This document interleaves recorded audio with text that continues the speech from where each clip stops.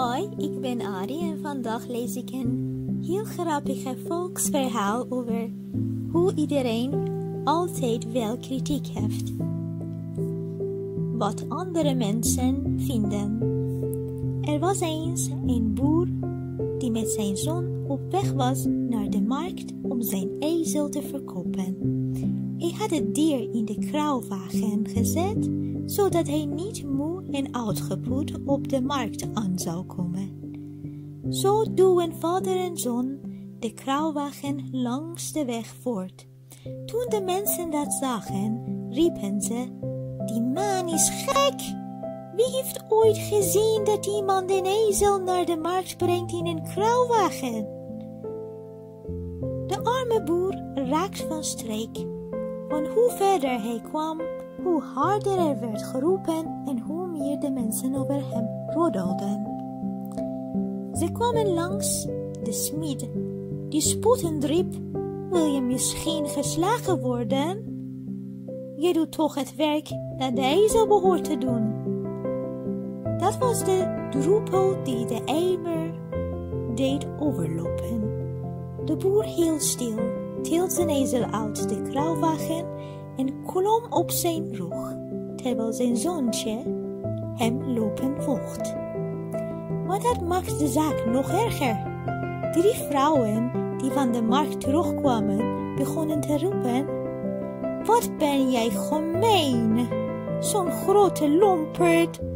Als jij gaat op een ezeltje rijden, terwijl je kleine zoon achter je aan moet lopen. Schaam je je niet?" De mensen schreeuwden de ene belediging na de andere en scholden de ongelukkige boer uit tot hij van de ezel afsprong.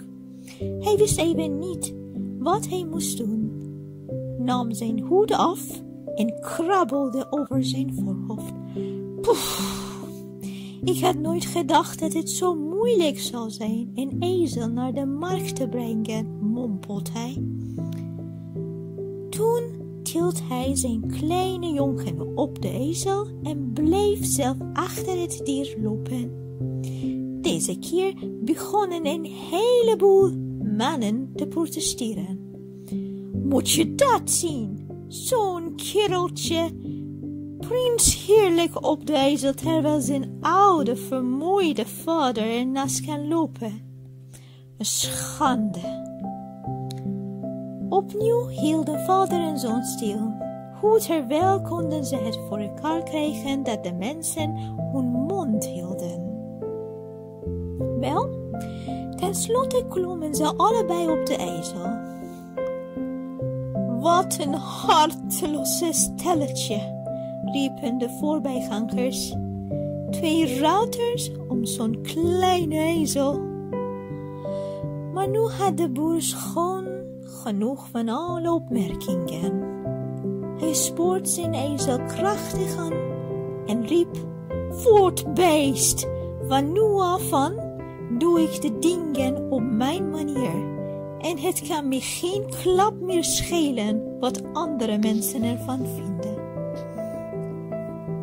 Samenvattend, een grappig volksverhaal over hoe iedereen altijd weer kritiek heeft. Een boer gaat naar de markt om zijn ezel te verkopen.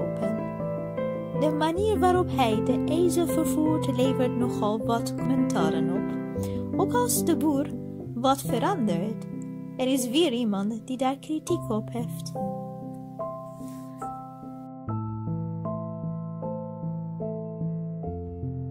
Hi, I'm Ari, and today I'm going to tell you a funny folk tale about how everyone always has criticism.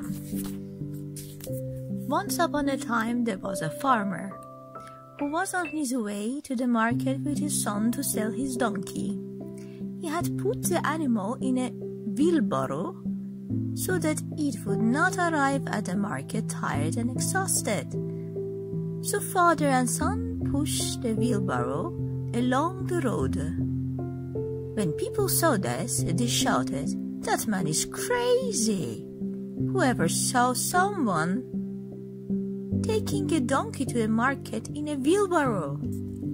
The poor farmer became upset because the farther he went, the louder the shouting and the more people gossiping about him. They passed the blacksmith, who mockingly shouted, "Do you want to be shod? You're doing the work the donkey's supposed to do, aren't you?" That was the straw that broke the camel's back. The farmer stopped, lifted his donkey out of the wheelbarrow and climbed onto his back, while his son followed him walking. But that made matters worse. 3 women returning from the market started shouting, "You are so mean!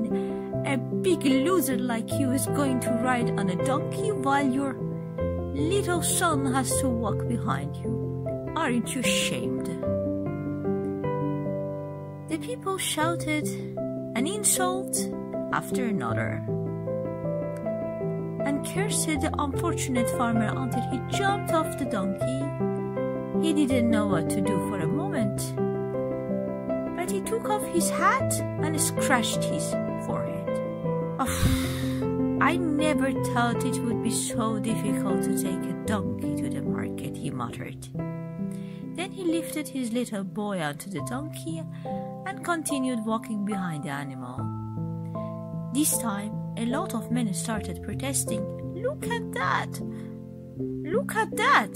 Such a little guy sitting on a donkey while his old tired father should walk next to him.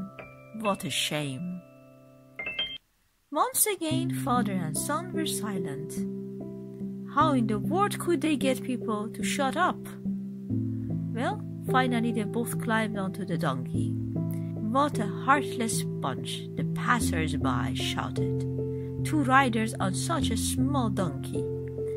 But now the farmer had had enough of all the comments. He urged his donkey vigorously and shouted, "Quick, beast! From now on, I'm going to do things my way, and I don't care what others people think." So as you can see, everyone always has a different view. The way this man transported the donkey caused quite a few comments. Every time the farmer changed something, there was always somebody criticizing him.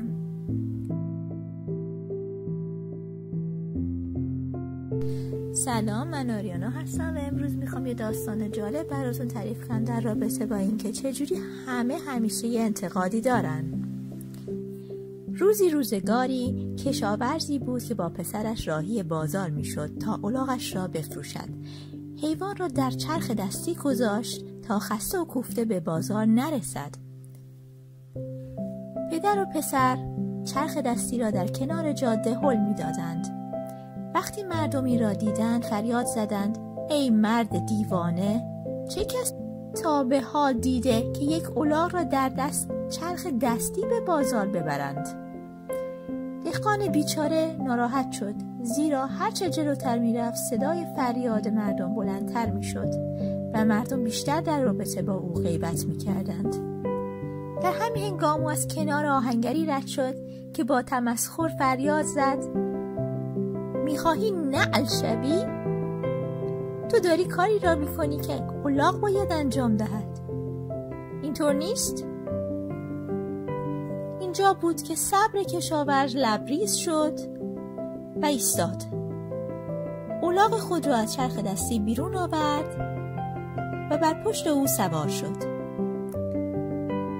در حالی که پسرش به دنبال او راه میرفت. اما اوضاع بدتر شد. 3 زن که از بازار برمیگشتند شروع کردن به فریاد زدن: "تو خیلی انسان بدی هستی، بازنده بزرگ، سوار الاغ هستی در حالی که پسر کوچکت باید پشت سرت راه برود، خجالت نمی‌کشی؟" مردم یکی پس از دیگری ناسزا می‌گفتند و کشاورز بدبخت را نفرین می‌کردند، تا اینکه از روی الاغ پایین پرید. چند لحظه نمی‌دانست باید چه کار کند. کلاهش را برداشت و پیشانیش را خاراند. عجب! هرگز فکر نمی کردم بردن یک الاغ به بازار اینقدر سخت باشد. سپس پسر کوچکش را از زمین بلند کرد و روی الاغ نشاند و به راه خود ادامه داد. این بار مردان زیادی شروع به اعتراض کردند و گفتند به آن پسر نگاه کن. شازده روی الاغ نشسته در حالی که پدر پیر و خسته‌اش باید در کنار او راه برود. شرم بر این پسر. بار دیگر پدر و پسر ساکت شدند. در دنیا چگونه می توانستند مردم را وادار کنند که ساکت بمانند و چیزی نگویند؟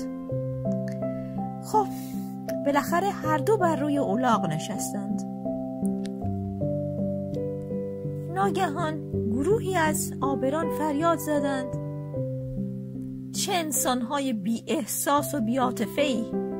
2 نفر سوار چه الاغ به این کوچکی شدند.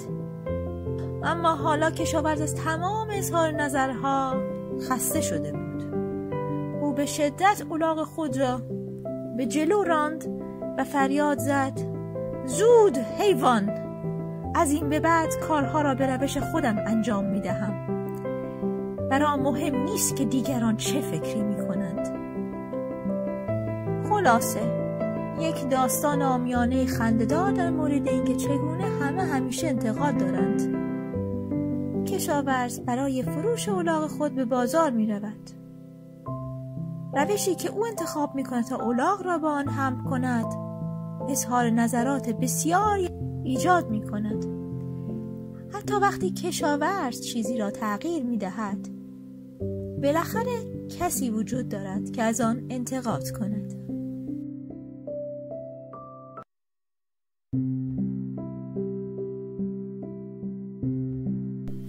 Ciao, sono Ari e oggi vi voglio raccontare un popolare storia su come tutti sono sempre critici. C'era una volta un contadino che andava con suo figlio al mercato per vendere il suo asino.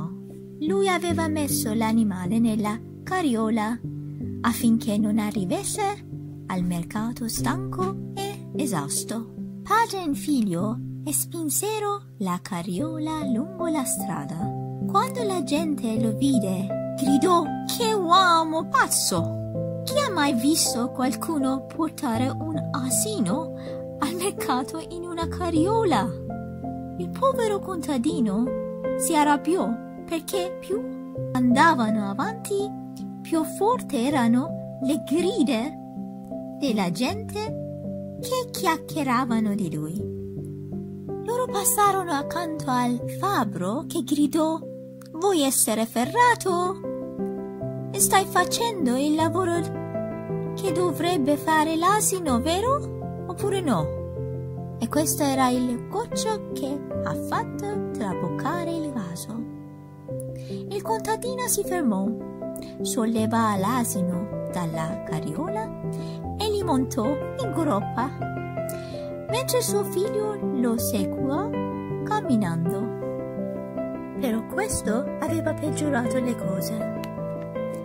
3 donne che tornavano al mercato cominciarono a gridare: "Un grande pedden come te cavalca su un asino mentre il tuo figlietto deve camminare dietro a te.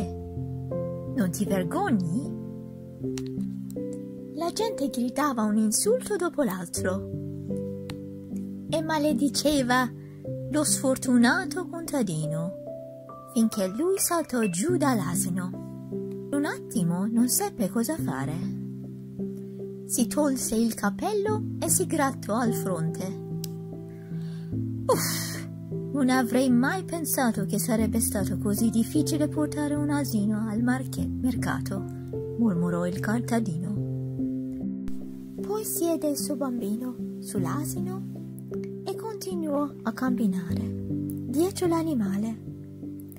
Questa volta molti uomini hanno iniziato a protestare. "Guarda quello!